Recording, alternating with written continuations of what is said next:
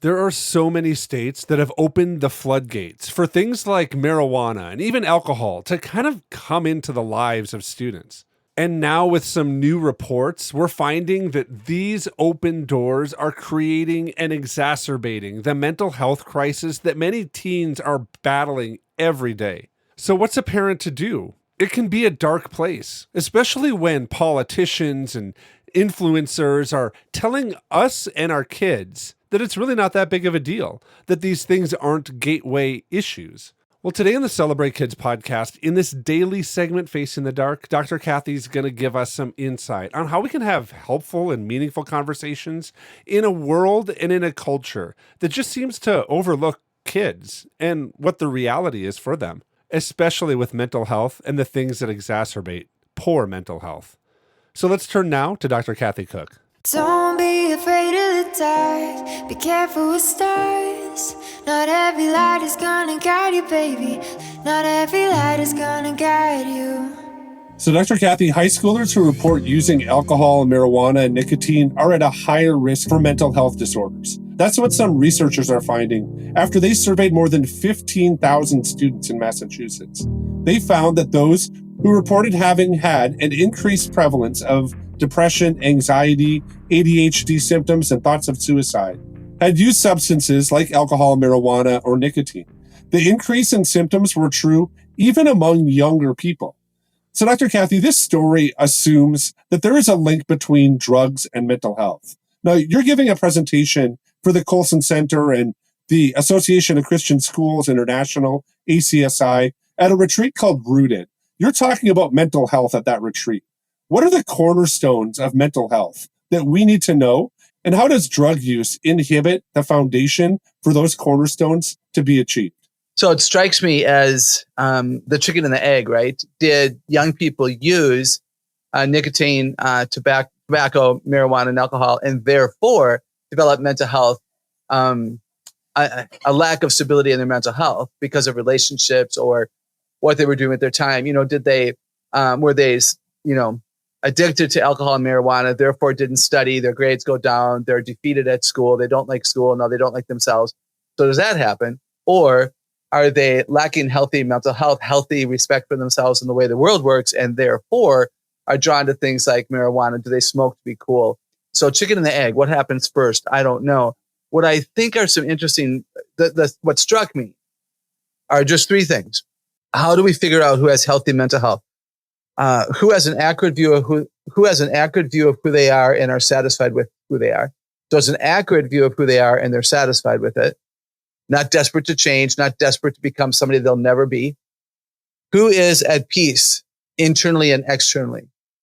Who can rest well and be at peace? The world around them, a cyclone, an earthquake, but they're okay. And the third thing that strikes me in real general sense is authority. Can they handle authority? And if you know who you are, you have an accurate perspective and you have peace, then authority is easier. Submission is easier. So those are the three big pictures I thought of as I heard you ask that question. Yeah, I appreciate that, Dr. Kathy. That really helps kind of lay a little bit of a groundwork for us as we work to even understand what is, quality or good or strong mental health, especially for teens. I think this report is kind of interesting also because mostly we've heard from politicians and others in society that things like marijuana and nicotine are really essentially harmless and that they won't have really an impact on the teens in our states or our culture or society, especially if we make them more accessible in a lot of different settings and scenarios inside of our states. How should parents talk to this, knowing that this isn't necessarily true, especially knowing that many trusted people in society that we would look to have insight on these different things haven't had kind of a leading concern for kids or teens on these issues? How do we talk to our kids without making them feel like we're disconnected from the reality of the conversation because we're not going along the same line of reasoning or thinking as so many people that are in power and that supposedly have insight on these issues? It's so good for us to know all of this. Like, why did we start this podcast? Partly because we wanted to bring a Celebrate Kids perspective to bear on the issues of the day. I guess that was the main reason, because there's so many false ideas out there There are so many media personalities and media outlets that will deceive. They're so biased. Now we're biased. We're biased in a healthy way, I think would be a fair statement. And no, I don't think anybody is surprised. They would know what our bias is. We're not going to manipulate it. And so I just, again, if you feel like you have trusted people who cannot be trusted, change the channel and stop reading those reports and stop going to those sites and realize that they've misled you and therefore they've misled your kids. And that should cause you to grieve. Let's be honest about that. And I think the conversation has to be just full out honest with young people to say, hey, you've read this, and maybe there was even a report on school that you studied. There might have been a research article that your kids were required to read for a mental health assignment. Maybe they're in a health class, maybe they're in a history class, and you have every right to question it. And you question it in front of the kids and say, hey, let's do some research. Let's use, one of the appropriate sites that we can go to and find out what other people would say about this. And are you being lied to? And then we teach kids to discernment. Man, oh man. One of the top 13 qualities in my new book about character, we have got to teach children to discern who is for them and who is against them and what's the evidence. And we've got to help them discern truth. And there is evidence for truth. It shows up. Live your life. Watch to see if what you were told actually works in real time. Yeah, Dr. Kathy, I'd like to think that discernment really is a muscle that we develop, right? It's something that we practice and we kind of get better at. But I'll be honest, sometimes I walk into, the weight room and I just don't feel like working out on that machine that I'm not used to working out on, right? Let's be honest. Do I ever walk into the weight room and think there's a machine that I should use? Not really. But I want to use that mental picture to kind of put us to that place of what if we don't have that muscle really of exercising discernment in maybe a little bit of the classical sense where we would say, oh, I'm discerning if this is good or bad. We might kind of, naturally have a leaning into one idea or the other, but we might not naturally practice that thing that we would call discernment. So what would be some little things that we could kind of work out, some little workout routines that we could have maybe with our kids or maybe even with our spouse or maybe even with ourselves as we're doing journal time or devotions that we could use to say, okay, I'm working to discern now and I'm exercising that muscle? What would be some ways that we could kind of exercise that? If you allow your children to watch TV and movies, one way to do it would be to watch with them and talk about it at commercial breaks or at the end of the show, who was good and who was bad, quote unquote, who was healthy, who was unhealthy. Who was anybody on the show being bullied? And what was the evidence? And would you have handled that? And how do you recognize a bully in your life? So sometimes it's easier for children to discern others before they can discern themselves, partly because of the guilt and shame that might come upon them. They think if they were to discern unhealthy qualities. So that is a way to do it. You can also go to a mall, if there is such a place available in your town, an outside mall. I've even said to parents, sit in the church lobby and just sit on a bench and watch people and have your kid, squeeze your hand when she sees somebody being compassionate. Now, she has to have self-control because you don't want her to yell. She's the compassionate one. I told a family to try this and they went to the grocery store and the mom was very pleased that the children were able to discern from a distance who was unhappy and who was overwhelmed. And one little girl said, Mommy, that lady over there, she's overwhelmed. And the mom said, can we help? And the little girl said, could we please?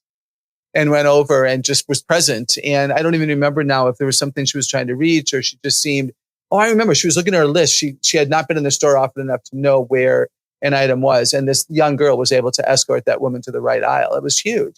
So to discern sometimes with strangers is easier. First, I think when we are disappointed in our kids, we tell them how we knew. How did we know they lied? How did we know that they were being lazy? How did we know that they were rushing? How did we know that they were impatient? A lot of kids are clueless to how they come across, and we can help them with that. Those are some of the thoughts. I hope our listeners go way beyond that. Yeah, Dr. Kathy, I love that because that helps the kids then kind of build an identity also that they're kind of in the world for a reason, right? And we're here and we're looking at things and we're practicing and building this muscle. Sometimes I look at this topic and I think that oftentimes people will turn to different substances to help kind of cope through some identity challenges that they might have or see inside of themselves.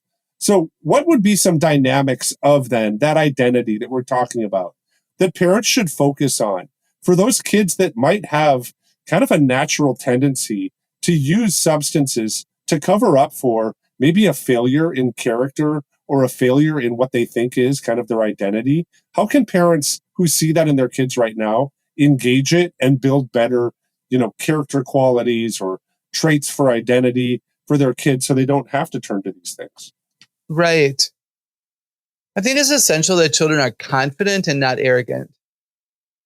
Confident in who they are and who they are becoming, not fearful every time that they're in a new situation with new people, able to ask for help to the right people. So a confidence and not an arrogance, and a willingness to see this is who I am, and the self-respect to be able to say it is okay that today this is who I am. I think it's extremely important that children have an accurate current identity. Don't let them live in the past. I used to be clumsy. It's no longer on my list. If your child abused drugs 6 months ago, she's not a drug user today. Very, very important, because identity controls behavior. So we need to make sure that our view of ourselves is accurate. And even the language we use, Wayne, I like to say that the word fat, that is a bully playground word. Oh, you're so fat. Overweight is a truer word that doesn't have the same sting. Not eating wisely would be another way to say that. And if somebody is working on change, then the new identity is, I am learning to eat healthier. That person may still be overweight, but to change the language so that child goes to bed thinking, I am learning to eat healthier. I only had one cookie tonight, is such a victory over the girl or the boy going to bed and saying, oh, I'm still so fat. It's a negative, unhealthy, damaging word. And I think that's a huge part of this. If they don't like themselves, they're going to want to hide, and you hide when you mess with your mind, right? Oh, this was such an encouraging conversation that we had with Dr. Kathy today. It reminded me of a passage that comes out of Colossians chapter 2, and I'm going to begin reading at verse 1. For I want you to know how great a struggle I have for you and for those at Laodicea, and for all who have not seen me face to face, that their hearts may be encouraged, being knit together in love, to reach all the riches of the full assurance of understanding and the knowledge of God's mystery, which is Christ, in whom are hidden all the treasures of wisdom and knowledge. And I say this in order that no one may delude you with plausible arguments. For though I am absent from you in body, yet I am with you in spirit, rejoicing to see your good order and the firmness of your faith in Christ. It's kind of interesting that Paul has this great encouragement. He wants to give courage to the Colossian church. And sometimes as parents, we might need little promptings on what we can pray for our kids, knowing the world and the battles that they face. This might be a prayer that we bring to our kids, that they might be totally convinced and have incredibly full assurance of an understanding of the knowledge of God's mystery in Jesus Christ. And that while we're with them today, that they could be given courage in their faith and having hard conversations, like ones about, drugs and alcohol and mental health and how they're doing today and what challenges they have. Those are encouraging conversations that give them courage to face hard times. And I hope that this podcast also, it gives you that courage to face tough times, to go and step into dark times. Do that with your kids too. I want to thank you for listening to the Celebrate Kids podcast in this our daily segment, Face in the Dark. On behalf of Dr. Kathy Cook, my name is Wayne Stender, and I'm really looking forward to seeing you here again tomorrow.